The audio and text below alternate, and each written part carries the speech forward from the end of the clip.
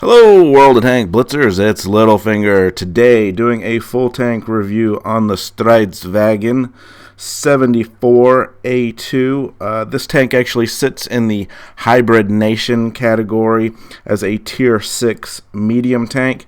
And I happened to notice that this was up here in the bundles as the Viking bundle. Wanted to go ahead and read you what Wargaming says about it.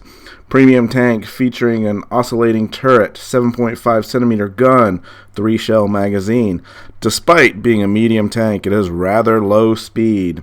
Its best tactic for this tank is fighting on the second line. Its average accuracy is compensated by a high rate of fire and good penetration with premium shells. A lot stands out with that statement right there. Average accuracy and premium shells.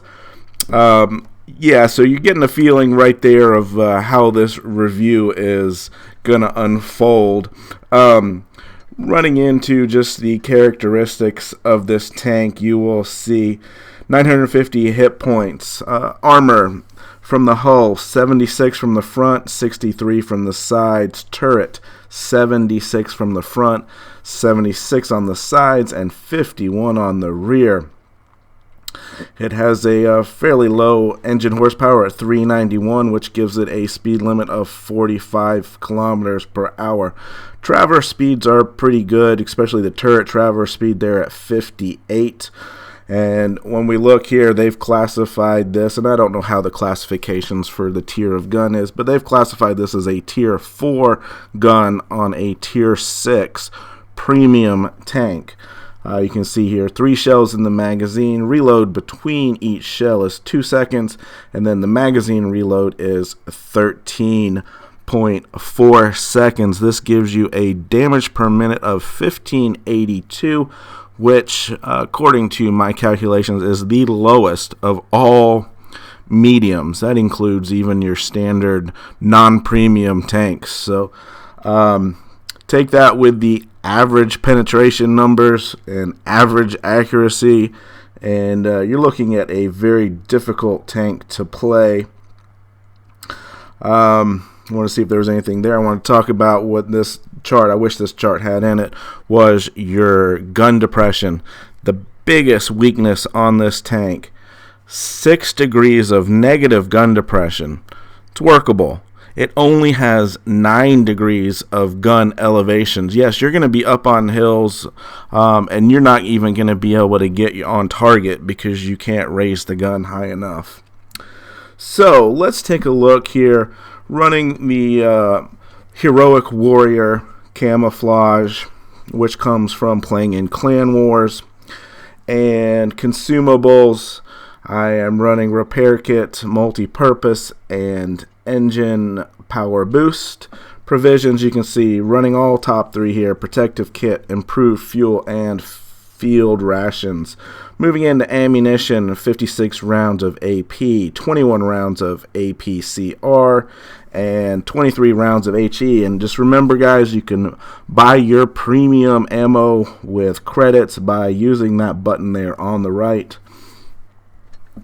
Equipment, you can see I've even moved down to Tier 2 to help try to speed this tank up a little bit. But Tier 1, obviously you're paying credits for this, so I'm going to run the vents. That improves a lot of categories, and a strong argument could be made to use the calibrated shells and get that penetration numbers up a little bit.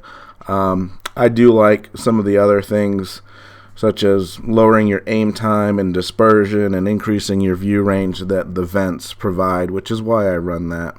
Now, I am running the defense system and improved optics. I would, if I went and purchased this and got the 6 slots that it comes with, I would get the enhanced gun lane drive. Really not sure. Probably go with approved assembly, get those 60 extra hit points. just because the armor is not very good on this tank, and 4%, it's not going to help you much at all. And then, as you can see, I'm not running improved control. That only helps with the traverse speeds, which are pretty good on this tank. And I am running engine accelerator, and I wouldn't spend any more spare parts than that down to tier 3. So if you do purchase it, you will get those 6 slots opened up. So here's a screenshot from blitzstars.com. Pulled up just about all of the tier 6 medium tanks, and typically I go through this part of the review and compare it one by one to some of the other tanks, but I thought a bigger picture here showed more clearly how underpowered this tank is when it comes to firepower and weapon handling and even movement and mobility here. So you can see there, maybe not too clearly, but that's just about all of the tier 6 mediums. And the PZ4 Premium and the Cromwell B are the two on the right. Both have over 2,000 DPM, while we are stuck here at 1582 with the STRV. There's not a lot of red there, meaning that the STRV is better than that. There's a couple tanks where we have better penetration than, and most of the tanks we have better shell velocity. And I guess in a way that does hold up to this being a second line tank shooting from further away. But as Wargaming even said, the accuracy on this is average. You can see the dispersion on all of these other medium tanks is better than than this tank. So quite honestly, I cannot see a single reason that you would want to spend any money on this tank. The reason I have it is because it was part of a giveaway several years ago. So I have brought it out of the closet, so to speak, dusted it off, because one of my goals in this game is to get a mastery in each and every one of my tanks, and this is one that I still have yet to master. So I will continue to play it until I get that mastery, but for now, let's just show you some of my recent games.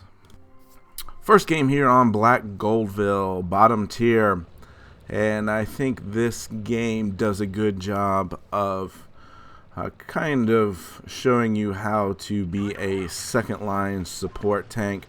Typically, if I'm in a medium like that 37 or the he's light, but 37 or the Dracula, I'm going up to caves and I'm spotting up there. But you'll see here, I'm just going to come to the middle of the map and kind of sit behind these rocks and just wait for other guys to get spots in.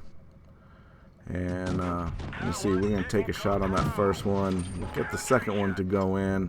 And we've been spotted, so I'm just going to back up and punch the AP button so that we go ahead and reload that clip. That's one thing you've got to get used to if you haven't played tanks with magazines and shells in the magazine. Knowing when to reload the clip is going to be extremely helpful.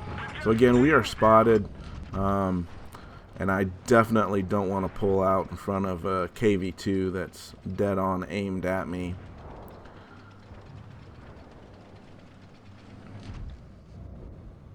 So we've still got 2 shells in the magazine here. Figured I'd take one aimed just at his gun and the KV2, and we missed that shot. So you can see accuracy from a distance is not great in this tank.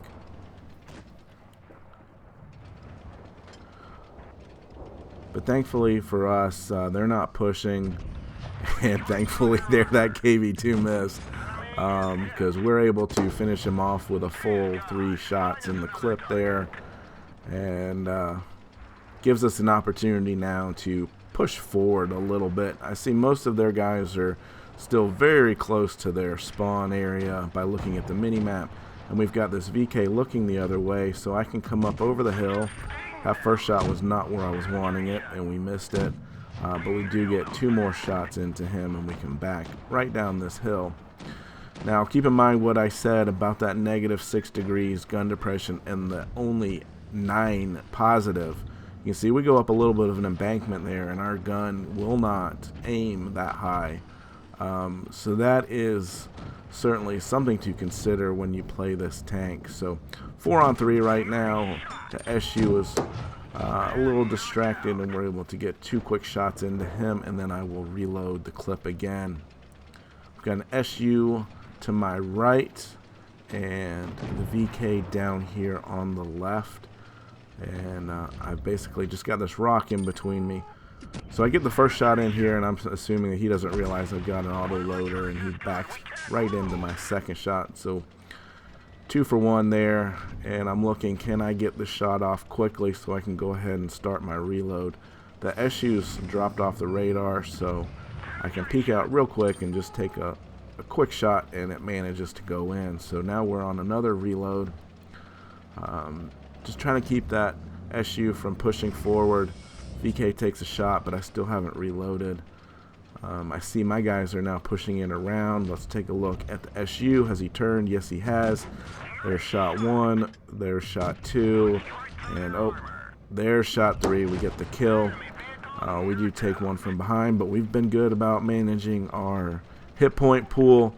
So telling my guys I've got about 8 seconds left on a reload. He's now down to a 1 shot. I can take some hit points, so we'll scoot around here and we'll get kill number 4. So that to me is a good example of how you play as a second line. 2041 damage, level 1 mastery, but you know, I'm not getting any spotting help. I'm getting an advantage towards my mastery badge by doing any sort of spotting from back there. It's all just damage. So here's another game as bottom tier, Winter Malinovka, and you can see this is a supremacy game. Trying to get some missions completed, as well as get that elusive mastery badge in this tank. So anyway, you can see I'm going to stay on this flat ground, and I am going to just use this berm as a little bit of protection, and we drove up that just a little bit too much and couldn't get our shot in, but the T-23 runs straight into Cap, and we're able to unload 3 shots straight into him. Finished off quite quickly by the SU there. So just looking at the map, looking for some weak spots, we take that first shot on the move, and you can see no accuracy whatsoever. He is sitting on the hill. We should be able to get the next 2 shots in. Now we're on a long reload. Looks like maybe having some AFK issues. He's in a tight spin there. Look at that shot on the move. Yeah, that wasn't even, I don't even know if that was in the circle or not. So yeah, not a tank you want to be shooting on the move. And now we're in for another long reload. Sitting back here, you can see I'm just downhill just a little bit, and we can't get that shot to go. Bounce the first one, switch over to APCR just to get the next 2 to go in. Like Wargaming says, you're going to have to use premium ammo in this tank. So I'm not sure how much of a premium tank advantage this gives you, to be honest. So anyway, this team has done well. We've whittled them down to 2 tanks left. I have stayed out of harm's way, and we just have this KV-1S here. First shot goes in, the second shot finishes him off. 1 shot left in the clip. Looking to get this shot off rather quickly, and we get that into the side. Another long reload here, and M6 is finished off.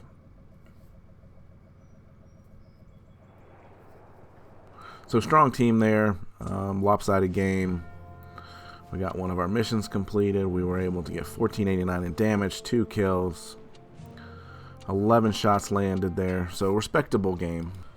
Alright, this game, again, bottom tier, Dynasty Pearl. To the left, obviously, is a lot of hills and mounds, not necessarily very good for this tank. And I start going forward, hoping to go into the middle, and notice half my team's still sitting in spawns. So I am not going to go to the left to the hills, because if you saw the makeup of their team there, they had one TD and the rest were mediums and lights. So they're definitely going into the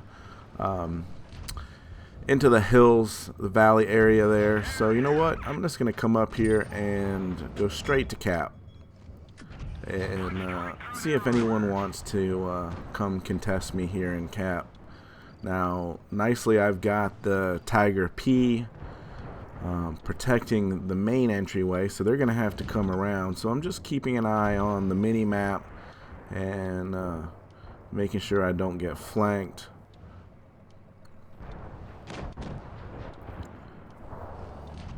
And you'll see here in a minute, we start taking some shots at long distance. You see there, we're 300 yards and trying to hit a slowly moving target that's turning, and we miss all three. So again, puts into concern the accuracy, and you can see now we are down 3 tanks to 5. Finally reloaded here, get that first shot to go in, and miss the second shot, and we'll get the third shot to go in for the kill on that T-37. So it's drawn back to even for a second until our KV-3 gets taken out. But we're at 80 seconds on the cap. Keeping an eye on this dragon. And I'm not sure why he doesn't try to shoot here, but we are able to finish him off before he gets to the cap, and we cap it out at. And one of the things, I guess, as a second line tank, you can do stuff like that because you're not, you know, in the forefront of the battle. You can see it was only 871 in damage, but we did pretty nice on the experience. Alright, so this time we're going to switch it up. We're going to be top tier on Port Bay, and typically as a medium, I would be trying to cross the river, but I know this tank is not fast enough to enable me to do that. You can see we're barely pushing 37 kilometers per hour, barely breaking into the 40s. Lucky shot there on the move. But what I'm going to do instead is, there's that gun depression or elevation issues. So we do manage to get all 3 of those clips in, but I'm going to push into the middle. And this is going to provide me some safety from any of their heavy tanks that might be pushing down the side. And going to give me, as you can see, some shots into their mediums that have crossed the river.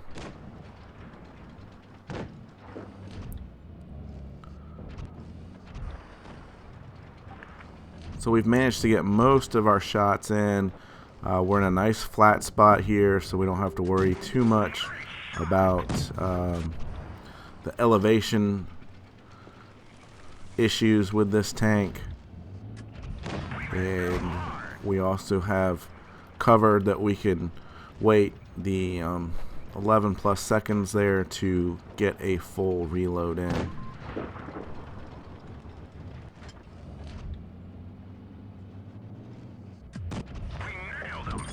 So certainly can get shots into the side of the turret there on the KV-1S. It's kind of a wasted shot from him on the move, but don't really want to go up against him one-on-one. Trying to get some shots into the SU-100 here. And I was pretty lucky there to get all 3 of those to go. So hoping I can back up and reload just to get the kill shot here, because I don't have a kill in this game, but I felt like I've done a fair amount of damage, and I am half a second too late there. But we held a nice position, found a nice flat spot, Did 1945 in damage. Level 3 mastery. No kills.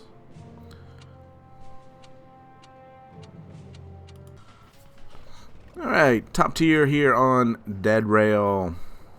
Got a nice selection of mediums and lights here next to me, so want to push the hill. And instead of going for the far left flat area, I'm going to use this hill here to help with my gun depression. And we do get one shot in on the M4 between the buildings there. So it looks like they may have gone all to the valley.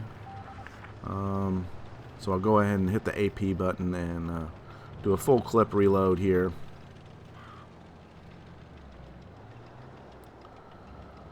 While that's happening, I'm going to go ahead and move to the even higher ground and see if we can't get some shots down into the valley there.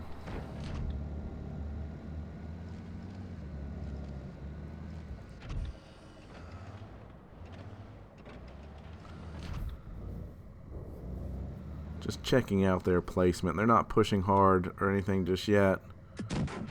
Obviously that shot's not going to go into the top of a KV-1. And we kind of just wasted a shell there. So it looked like that KV had pushed into the middle a little bit. And I'm just trying to find a nice spot I can get shots in, but without getting too close to the rail. Where I'm likely to get shot up from multiple locations. That Type 58 is doing a good job down there with spotting. I think he's probably really lighting up all of our guys down there.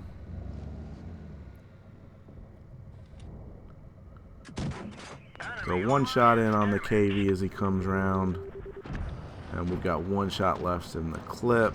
Is there going to be a quick shot here? Yeah, let's take that on the M4 and get that to go into the side.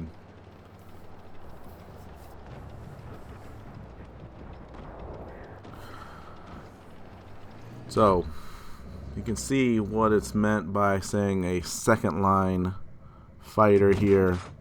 Unfortunate that shot missed. Trying to thread one through the needle here.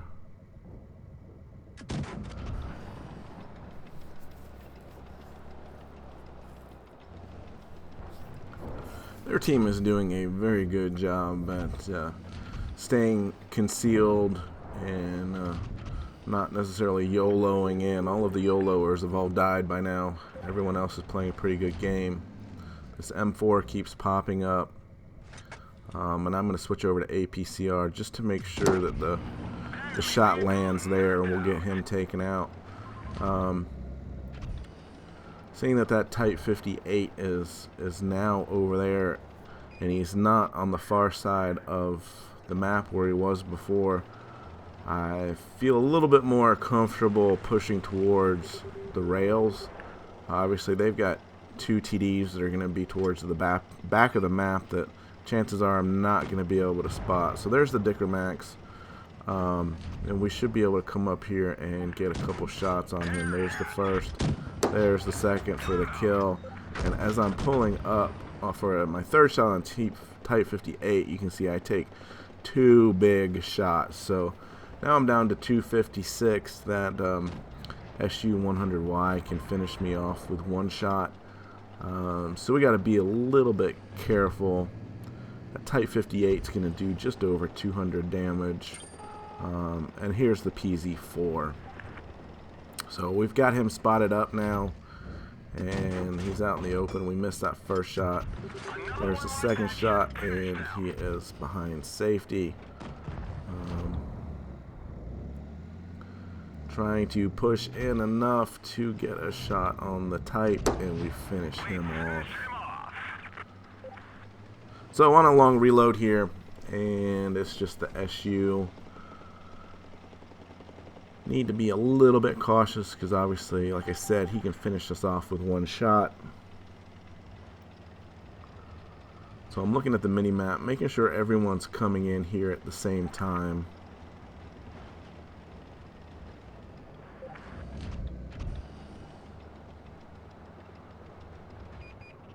So there he is, as expected, in the very far corner.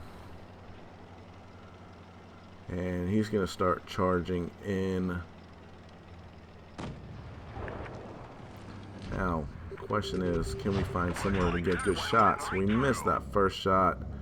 And now, are we going to struggle with gun depression? Oh, you bet we are. He's turned around. That shot tracked him. Unfortunately, we had wasted that first shot in the clip, and now we're going to have to rely on some good driving here to try to keep him from being able to face us. And sure enough, we can use our good traverse speed and get kill number 4. 1621 in damage. It was level 2 mastery, and again, because you're not on the front lines, you're not getting spotting damage, you're not getting those extra experience points that are going to help out with your mastery badge, and that's why I find it very difficult to get a mastery in this tank. I think I'm just going to have to run into a game where I do 3000 damage. So this will be the last game that I show, and Oasis Palms, top tier.